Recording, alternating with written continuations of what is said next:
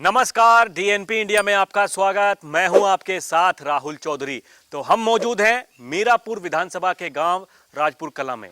आपको बता दें कि यहां पर उपचुनाव है, क्योंकि यहां के जो विधायक जी थे अब वो सांसद बन चुके हैं। चंदन चौहान जी वो लोकसभा पहुंच चुके हैं, तो इसीलिए यहां की जो विधानसभा सीट है वो खाली हो गई है। और हम ये मीरापुर का दौरा कर रहे हैं कि यहाँ के जो स्थानीय लोग हैं उनकी क्या पसंद है, क्योंकि बीजेपी आरएलडी गठबंधन होने के बाद काफ़ी सारे समीकरण जो हैं वो बदल गए हैं। और ऐसा कहा जा रहा है कि इस बार शायद बीजेपी यहाँ से अपना उम्मीदवार उतारे, लेकिन ये भी दावेदारी की जा रही है कि ये सीट क्योंकि राष्ट्रीय लोकदल के पास थी और इसीलिए यहाँ पर राष्ट्रीय लोकदल का प्रभाव है, तो राष्ट्रीय लोकदल को ही ये सीट मिलनी चाहिए। आम जनता जैसा कि हम सबसे पूछ ही रहे हैं, तो आज हम यहाँ पर इस गांव में आए हैं। यहाँ की जनता से पूछते हैं कि यहाँ के लोग क्या सोचते हैं कि किसको ये सीट मिलनी चाहिए और यहाँ से इस उपचुनाव में किसका पलड़ा भारी रहने वाला है। जी भाई साहब, क्या नाम है आपका? विपिन मैंदियान जी। आपके कैसे विचार हैं, बताइए। इस जो ये उपचुनाव होगा यहाँ पर, आपने पहले विधानसभा में तो जिता दिया राष्ट्रीय लोकदल को, लोकसभा चुनाव में भी चंदन चौहान जी को जिता करके भेज दिया आपने दिल्ली। अब किसको लखनऊ भेजने वाले हैं यहाँ से इस बार? अब की बार भी आरएलडी बीजेपी गठबंधन ही जीतेगा। जीतेगा? हाँ जी। क्यों इतनी उम्मीदें हैं, क्यों इतने कॉन्फिडेंट हैं आप? एक तो जयंत चौधरी का गठबंधन हो गया भारतीय जनता पार्टी में, जी। इससे जो लोग नाराज थे वे भी खुश हो गए, मंत्री बन गए और पार्टी की नीतियाँ ठीक चल रही है। ये कहा जा रहा है कि कुछ लोग जो है पार्टी में नाराज हैं, वो इस वजह से पार्टी के बीजेपी के साथ में गठबंधन कर लिया, लेकिन ठीक नहीं हुआ, जो कुछ होना चाहिए था नहीं हुआ। नहीं, ऐसा तो कोई नहीं। अब नाराज तो 1-2% नु रह ही करे, सभी सबसे तो कोई खुश रहा नहीं करता। पर सीट आरएलडी की मजबूत थी और आरएलडी ही जीतेगी यहाँ से। आरएलडी ही जीतेगी, आरएलडी का ही प्रभाव है, ऐसा इनका कहना है। बाबा जी, आपका क्या नाम है? रतन सिंह। आपके कैसे विचार हैं, बताइए। आप तो काफी बुजुर्ग हैं। मेरे भी विचार यही हैं, बस और क्या। यही है। जो ये लड़के ने कह दिया, हाँ मेरे भी यही विचार। तो मतलब देखिए, आपको क्या लगता है, ये जो बीजेपी के साथ में गठबंधन हुआ ये ठीक था, या फिर जो पहले समाजवादी के साथ में था वही बढ़िया था? ठीक है, समाजवादी के साथ रह गए इन्होंने, आरएलडी ने कुछ नहीं पाया। 2009 में ये भाजपा के साथ थे, इनके 5 सांसद बन गए थे। उसके बाद फिर बना नहीं इनका, अब कई आगे बने 2 भाजपा के साथ ही होगा। जब बने अन्य ना, एक भी नहीं बना जब से। बीच में 14 का चुनाव हुआ, 19 का हुआ, बतेरी कोशिश करी। चौधरी साहब इनसे चुनाव लड़े मुजफ्फरनगर से, नहीं बहाल हुए। देख लो, इतनी बड़ी हस्ती थी और संजीव बालियान से हार गए। तो यही देखिए, ये समीकरण हर चुनाव के अलग होते हैं। चौधरी साहब खुद यहाँ से चुनाव हार गए थे संजीव बालियान से, और इस बार संजीव बालियान जी चुनाव हार गए हरिंदर मलिक से। तो यही हर चुनाव के अपने अपने समीकरण होते हैं, बदलते रहते हैं। इस चुनाव में क्या समीकरण बनने वाले हैं, ताऊ जी, आपका क्या नाम है? मेरा नाम तो अमरपाल है भाई। आप क्या सोचते हैं, कैसा रहेगा ये उपचुनाव? ये तो आरएलडी से ही जीत सका यहाँ, और कोई किसी पार्टी से नहीं जीतने का। ना, लोकदल ही जीतता यहाँ तो। और जो बीजेपी ने उतार दिया अपने उम्मीदवार, फिर हार जाएगा, हार जाएगा। नहीं, गठबंधन है। हाँ, तो क्यों उतारेगी? उतारने की नहीं, खाली माजा फूल पाओगे तो वो यहाँ हार जाएगा, यहाँ नली जीत सके। तो इसलिए बीजेपी को पता है? हाँ पता, बीजेपी को पता है इस बात का।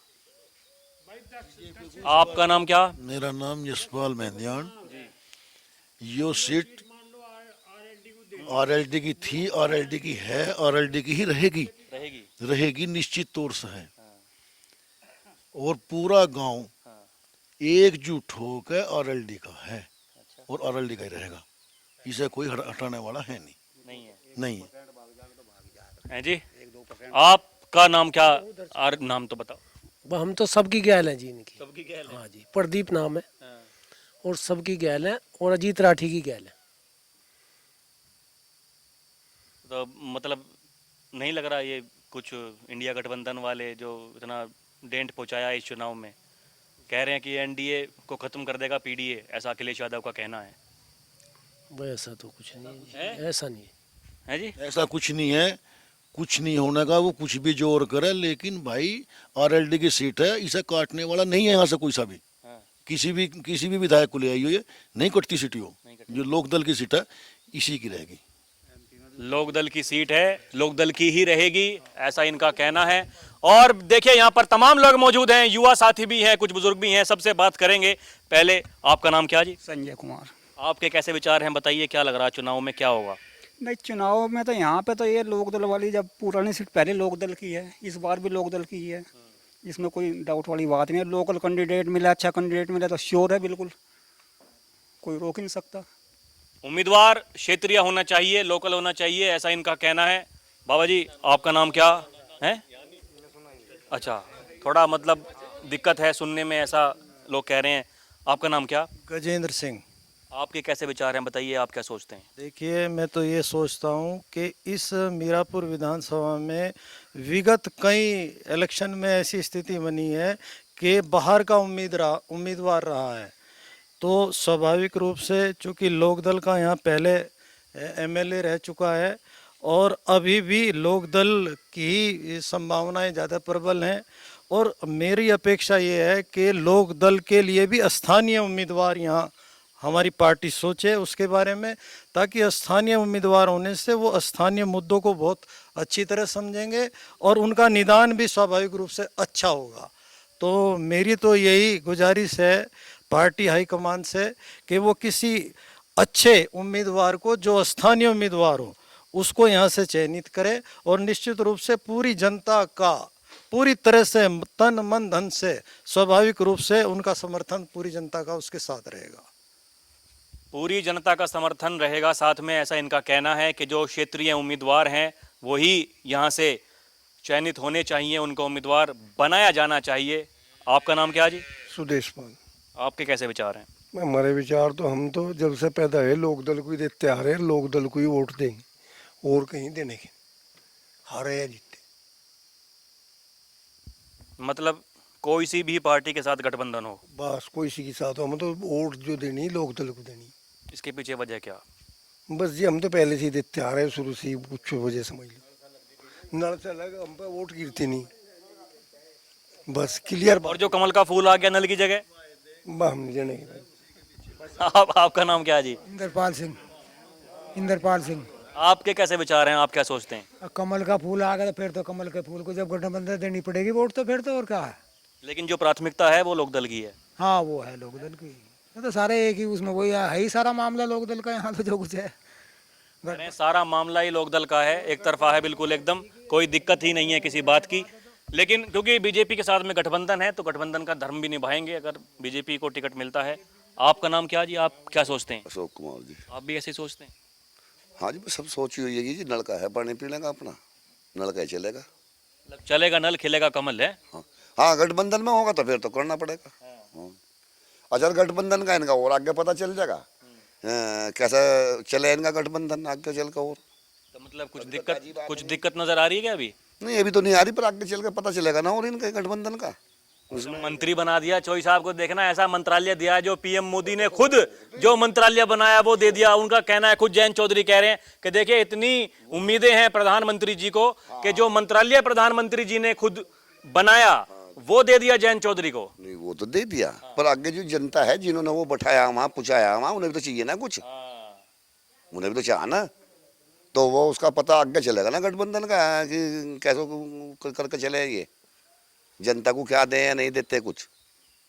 यानी कि केवल मंत्री बनने से काम नहीं चलेगा, जनता के भले के लिए काम करना पड़ेगा। हाँ जी, जनता को तो चाहिए ना कुछ, जनता को कुछ चाहिए, केवल मंत्री बनने से काम नहीं चलेगा, ऐसा इनका मानना है। आपका नाम क्या भाई साहब? मेरा नाम राहुल कुमार। आपके कैसे विचार हैं? आप तो मुझे लग रहा है अभी खेत में काम भी करके आए हैं अभी। खाद गिर का है भाई।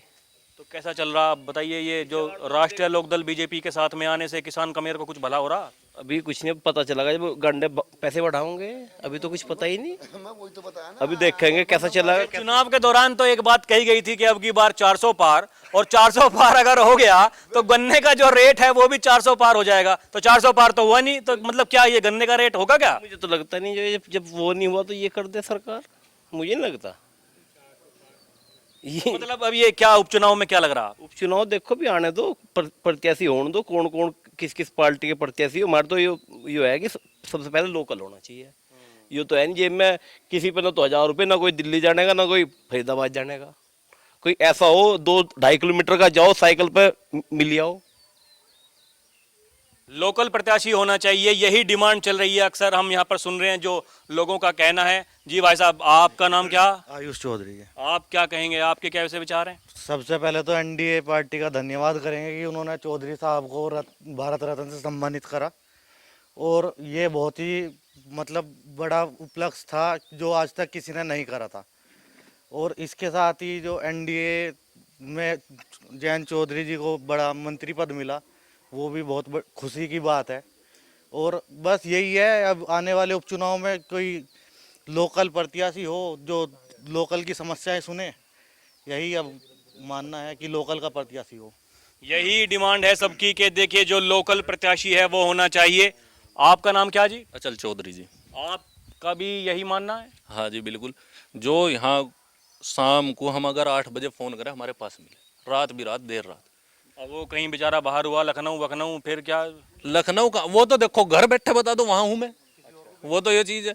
अब जैसे राठी जी हैं हमारे, अजीत राठी जी, दुख सुख में खड़े, पिछले 10 साल 15 साल से हम इन्हें देख रहे। मैं अक्सर कई गांवों में देखिए घूम चुका हूँ, अजीत राठी जी का नाम लिया जा रहा है हर गांव में। तो मतलब क्या यहाँ प्रभाव है उनका? प्रभाव है। हम तो सिद्धि कहेंगे, जब लोकदल यहाँ जिले में नहीं थी तब अजीत राठी जी ने खड़ी करी।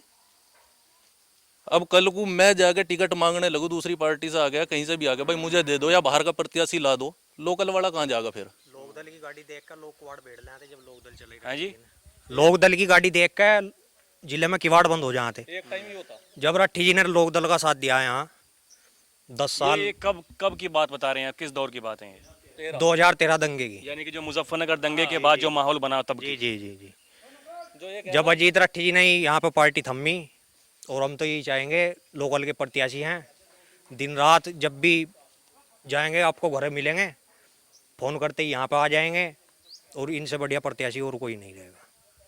देखिए हर गांव में लगातार हम ये देख रहे हैं, जो आसपास के गांव हम ये कवर कर चुके हैं कई, कि अजीत राठी जी जो यहाँ से प्रबल दावेदार भी बताए जा रहे हैं, यहाँ से कि उनको उम्मीदवार बनाया जा सकता है। और लोग यहाँ पर ये कह रहे हैं कि देखिए जब राष्ट्रीय लोकदल के लिए दिन ठीक नहीं थे, जब मुजफ्फरनगर दंगे हुए थे, ये सब जानते ही हैं कि बीजेपी ने उस समय तगड़ी सेंधमारी की थी राष्ट्रीय लोकदल के वोट बैंक में। उस समय यहाँ पर जो अजीत राठी जी हैं उन्होंने साथ दिया था यहाँ के लोगों का, और लोगों के प्रति ऐसी सहानुभूति पैदा हुई कि लोग अभी भी तब से लेकर के अब तक राष्ट्रीय लोकदल के साथ में जुड़े हुए हैं। भाई साहब, आपका नाम क्या? सुमित। आपके कैसे विचार हैं? बिल्कुल लोकदल के साथ है, जैसे सब है ऐसे ही बिल्कुल लोकदल को ही देनी वोट। ऐसे ही उम्मीदें भी हैं, कुछ लोकदल काम भी करेगी सरकार के साथ में, भागीदारी तो हो गई है। हमारे तो काम आ रहे। अभी कौशल विकास मंत्रालय मिला, कितने बच्चे बाहर भेज दिए चौधरी साहब ने भी, जो स्किल इंडिया के तहत वहाँ गए। नहीं चौधरी साहब, हाँ मैं वो न्यूज मैंने कवर की थी। चौधरी साहब तो कह ही रहे हैं, उनका ये कहना था कि मुझे खुद पता नहीं था कि कितने बच्चे वहाँ पर ट्रेनिंग करते करते उनकी नौकरी लग चुकी है। और ऐसा मंत्रालय, मैं इस चीज में, लोग ये कहते थे, देखिए मैं जब गया कि झुंझुना पकड़ा दिया जयंत चौधरी को, एक बोलते थे कि झुंझुना दे दिया, लेकिन वो मंत्रालय कितना अहम है, जो लोग जानकारी रखते हैं वो ये जान सकते हैं। मैं अक्सर ये बात कहता हूं, लेकिन जिनको पता नहीं है गांव देहात में, उनके लिए ये जानना बहुत जरूरी है कि कौशल विकास का जो मंत्रालय है, स्वतंत्र प्रभार दिया गया है जयंत चौधरी को, यानी कि एक तरीके से कैबिनेट मंत्रालय का दर्जा ही है। और ये खुद जयंत चौधरी भी कह चुके हैं कि ऐसा नहीं है कि हम केवल कौशल मंत्रालय के लिए काम कर रहे हैं, रक्षा मंत्रालय से लेकर के कृषि मंत्रालय तक का सारा काम करा जा रहा है, ऐसा उनका कहना है। अब आप एक बात बताओ, जब हमारी सरकार में हिस्सेदारी नहीं होगी, हम तो लठी खाएंगे, काम कहाँ से निकलेंगे? अब सरकार में हिस्सेदारी या काम भी निकलेंगे। मील लगे थे, चौधरी साहब ने लगवाए थे, सरकार में थे। रजवाओं की नाली पक्की हुई, पटड़ी बनी, कहाँ बनी? सरकार में हिस्सेदारी थी, अनुराधा चौधरी ने बनवाई। जब सरकार में हिस्सेदारी नहीं होगी कौन देगा? कुछ नहीं मिलने का। फिर अब कोई कह रहा है भाई गठबंधन उससे कर लिया, इससे कर लिया। भैया सरकार में हिस्सेदारी हमारे लिए तो गठबंधन करा उन्होंने। ये बताओ, उन्हें जरूरत थी कहीं गठबंधन करने की? तो विदेश में चले जाओ, मौज ले लो। गठबंधन किसकी वजह से कर रहे हैं? हमारी वजह से कुछ हमें मिलेगा? कौन लड़ रहा? अकेला आदमी लड़ रहा वो, और हम उसे ही छोड़ के भाग जाए, फिर फायदा क्या है? अकेला आदमी लड़ रहा है और अगर उसी को छोड़ करके चले जाएं तो फिर ये पार्टी कैसे आगे बढ़ेगी और कैसे कामकाज चलेगा, ऐसा इनका मानना है। भाई साहब, आपका नाम क्या? जी मयंक चौधरी। आप बताइए, आप क्या सोचते हैं ये जो गठबंधन बीजेपी आरएलडी का इस बार उपचुनाव होने वाला है, यहाँ पर कैसे आसार नजर आ रहे हैं? इंडिया गठबंधन ने यूपी में सेंधमारी की है, आप तो युवा हैं, सब कुछ जानते हैं क्या कुछ चल रहा है देश के अंदर। क्या लगता है किसका यहाँ पर पलड़ा भारी है? यहाँ तो अजीत राठी जी का ही है जी। पूरा गांव, हमारे सभी पूर्वज जो यहाँ हैं सब लोकदल के साथ हैं और लोकली कैंडिडेट होना चाहिए, जैसे हमारे अजीत राठी ग्रामीण लेवल पर कार्य करते हैं। यानी कि जो लोकल उम्मीदवार हैं फिर से वही नाम सामने आ रहा है।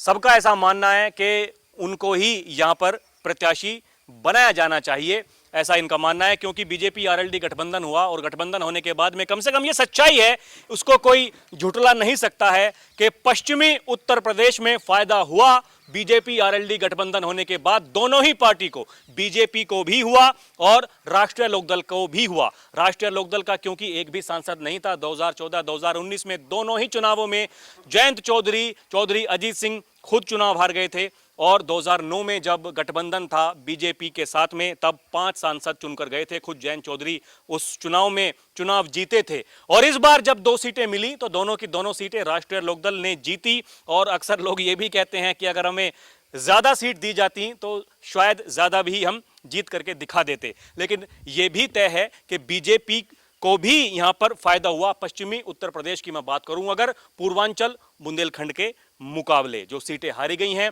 वहां पर कुछ व्यक्तिगत कारण थे, जो एंटी इनकम्बेंसी कह सकते हैं, उसकी वजह से वो चुनाव हारा गया। लेकिन ऐसा कुछ नहीं था कि आरएलडी और बीजेपी गठबंधन के प्रति लोगों में कोई नाराजगी देखने को मिली हो, ऐसा हमने कहीं नहीं देखा। और अब भी हम ये चीज देख रहे हैं, लोग ये कह रहे हैं कि पहली जो चॉइस है वो राष्ट्रीय लोकदल है और अगर बीजेपी को भी यहां से टिकट मिलता है, हालांकि कोई लोग जो हैं वो ये भी कह रहे हैं कि देखिए भैया हम तो वोट देंगे नहीं फिर अगर बीजेपी का यहां पर उम्मीदवार हुआ। लेकिन ये चुनाव से पहले बातें कही जाती हैं, चुनाव आते आते सब कुछ मना लिया जाता है। और जयंत चौधरी तो अक्सर ये कहते हैं कि देखिए जाट तो मुझसे हमेशा रूठे हुए होते हैं, कभी मैं उनको मना लेता हूं और कभी कुछ ना कुछ मतलब करके तालमेल बैठा लिया जाता है। बहरहाल ये देखना दिलचस्प होगा कि यहाँ पर किसको ये सीट मिलती है।